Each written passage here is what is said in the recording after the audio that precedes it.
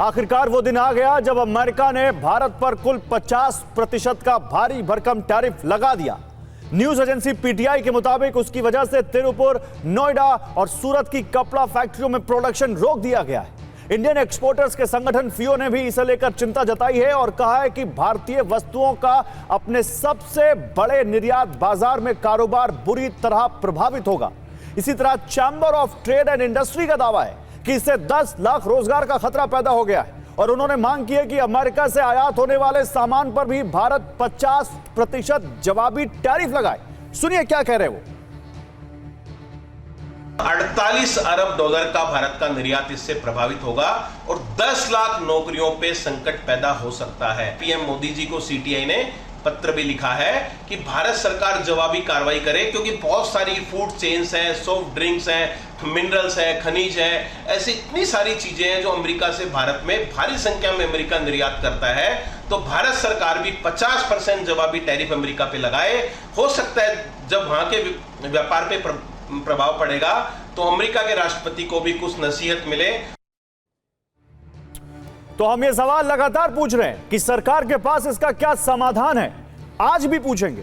लेकिन आज हम आपके सामने ट्रंप के एक डबल स्टैंडर्ड का बहुत बड़ा पर्दाफाश करने जा रहे हैं। कैसे ट्रंप दोहरे रवैये की पराकाष्ठा को छू चुके हैं। मसला केवल चीन पर टैरिफ ना लगाने तक ही सीमित नहीं रह गया है, यह उससे कहीं आगे जा चुका है। हालांकि आगे बढ़े उससे पहले ट्रंप का एक बयान आया है। ट्रंप कर तो कुछ भी नहीं रहे हैं, लेकिन देखिए कितनी बड़ी बड़ी बातें कर रहे हैं वो चीन को लेकर। एक बार ये बयान सुनिए उनका। तो अगर हमने अपनी चाल चली तो चीन बर्बाद हो जाएगा, लेकिन चाल चल नहीं रहे वो 90 दिन का वेवर दे रखा है। खैर आइए अब आपको बताते हैं कि कैसे ट्रंप जो भारत को कह रहे हैं कि रूस से तेल मत खरीदो और रूस से अपनी डील तोड़ दो, वो खुद रूस से डील के लिए कितने बेताब हैं।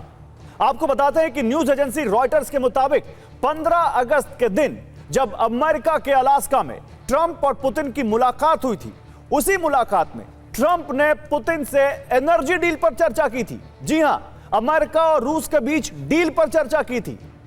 ध्यान से सुनिए, ट्रंप के डबल स्टैंडर्ड का यह बड़ा पर्दाफाश है।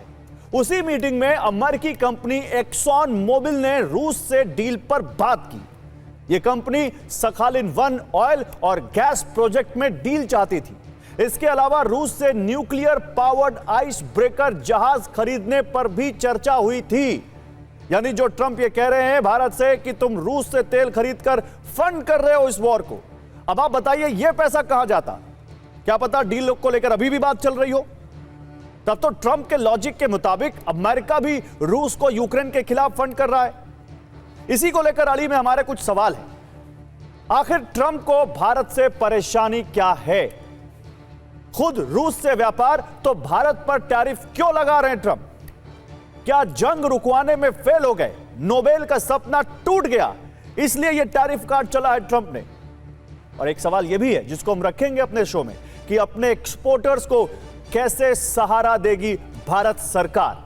बात करने के लिए डॉक्टर अजय आलोक है बीजेपी से, सलमान सोज हैं कांग्रेस से, जेके त्रिपाठी हैं पूर्व राजदूत हैं और यूरोप में क्योंकि वहां भी रूस से काफी कुछ जा रहा है, राजनयिक रह चुके हैं भारत की तरफ से, और प्रोफेसर नंदिनी दत्ता हैं जो कि इकोनॉमिक्स को समझती हैं, अर्थशास्त्री हैं। आप सभी का बहुत स्वागत है। शुरुआत अजय जी आपसे। अजय जी, ट्रंप का डुअल फेस तो हम लगातार देख रहे हैं, लेकिन क्या आपको लगता है कि उन ट्रंप पर भरोसा किया जा सकता है जो हमसे तो कह रहे हैं कि तेल मत खरीदो, लेकिन खुद रूस से डील की सील कर रहे हैं, डील सील कर रहे हैं और रूस से कह रहे हैं कि भाई आओ कुछ डील कर लेते हैं।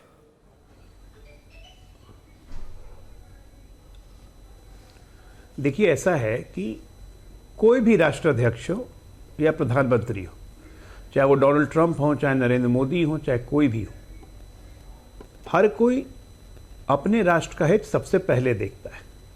इसमें कोई शक नहीं है कि हमारे राष्ट्र का हित सबसे पहले और उसके बाद कोई और राष्ट्र आती है। और कूटनीति में, डिप्लोमेसी में लड़ाई की कोई गुंजाइश नहीं है। अपना हित देखते वक्त उन्होंने कुछ फैसले लिए, हमने अपना हित देखते हुए अपने लक्ष्यों को निर्धारित किया है, अपनी सुरक्षा की जरूरतें जितने हैं उसको निर्धारित किया, हम उस पर काम कर रहे हैं। अब सवाल रहता है कि इन्होंने टैरिफ लगाई है तो उससे जो अभी आप बता रहे थे कि कपड़ा उद्योग और बाकी उद्योग प्रभावित हो रहे हैं, नौकरियों पे खतरा हो रहा है, उसके लिए हमारे पास कंटिजेंसी प्लान क्या है? तो कल पीएमओ में इसकी एक विस्तृत चर्चा हुई है, एक पूरा पैकेज प्लान तैयार किया गया है। उसके अलावा अब जब हम अमेरिका में अगर कपड़े नहीं भेज सकेंगे, हमारी प्रतिस्पर्धा बढ़ जाएगी, वियतनाम बांग्लादेश हम पे भारी पड़ेंगे, तो हमारे लिए विकल्प क्या है? ऐसे उन तमाम विकल्पों पे भी भारत सरकार के द्वारा चर्चा की गई है कि नए बाजार कौन से हम खोल सकते हैं, नए बाजार में क्या क्या चीज है। आज आपने सुना होगा कि ब्रिक्स के देशों में आपस में सेल्फ करेंसी मोड में व्यापार का एक माध्यम पे भी चर्चा हो रही है। तो अन्य 10 तरीके के विकल्प हैं, प्लस फाइनेंशियल पैकेज हम कितना अपने निर्यातकों को दे सकते हैं, ये सब विकल्प पे भारत सरकार एक बहुत सॉलिड कमोडिटी प्लान लेके चल रही है। और तीसरी बात और सबसे महत्वपूर्ण बात ये याद रखिए कि हमारी अर्थव्यवस्था जो है वो खपत की अर्थव्यवस्था है और अपने देश में ही खपत की है। आज जब जीएसटी टैरिफ नई दरें लागू हो जाएंगी तो जितनी हमारी खपत बढ़ेगी, घरेलू खपत जितनी बढ़ेगी हमारी, उससे निश्चित तौर पे हमारे अपने व्यापारियों को ही फायदा होगा, हमारे अपने देश के लोगों को फायदा होगा। और आत्मनिर्भर भारत की तरफ हम लोग उसी तरह से बढ़ रहे हैं। लेकिन एक बात तय है, दबाव कितना भी बढ़ जाए, भारत दबाव के आगे झुकेगा नहीं। हम अपने किसान, डेयरी उत्पादकों, मछली पालकों, इन सब का नुकसान किसी हालत में नहीं होने देंगे। तेल हमें वहीं से खरीदेंगे जहां हमें सबसे सस्ता मिलेगा। हम अपनी शर्तों पे ही चलेंगे। भारत कोई ऐरा गैरा नत्थु खैरा नहीं है कि कोई जब चाहेगा हमें ऐंठ देगा। वो दिन गए। हम ऐठाने वाले जीव नहीं, हम ऐठने वाले लोग हैं। बिना बोले हुए हम अपना काम करते रहेंगे।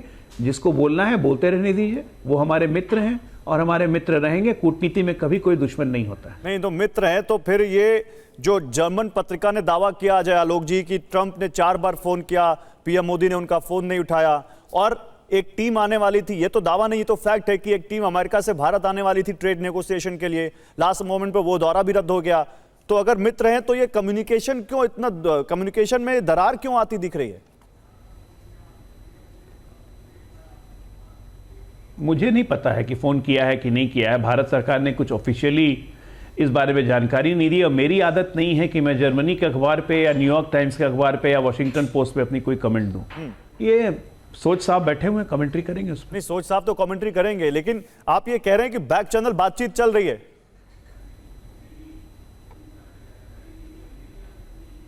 भाई बातचीत क्यों नहीं चलेगी? हम अपने हितों की सुरक्षा में लगे हुए हैं, अमेरिकन अपने हितों की सुरक्षा में लगे हुए हैं, यूरोपियन यूनियन अपने हितों की सुरक्षा में लगा। अभी यूरोपियन यूनियन की तरफ से डेनमार्क के एम्बेसडर का भारत में बयान आया कि यूरोपियन यूनियन के साथ देर जरूर हुई है लेकिन डील डन रहेगी और ये बिल्कुल विश्वसनीय डील रहेगी। तो यूरोपियन यूनियन अपने आप में इतना बड़ा बाजार है, अफ्रीका के देशों में बाजार है, हमारा साउथ ईस्ट एशिया में सारे बाजार खुल रहे हैं हमारे लिए। चीन ने कहा है कि हम अपने बाजार खोलेंगे, हम भी एक्सप्लोरिंग मोड में हैं, हम क्यों कॉम्प्रोमाइज करेंगे? ठीक है। अब कोई व्यक्ति अपने एग्री प्रोडक्ट हमारे यहाँ भेजना चाहता है, हम नहीं तैयार है इसके लिए, हम इसको नहीं अलाउ करेंगे।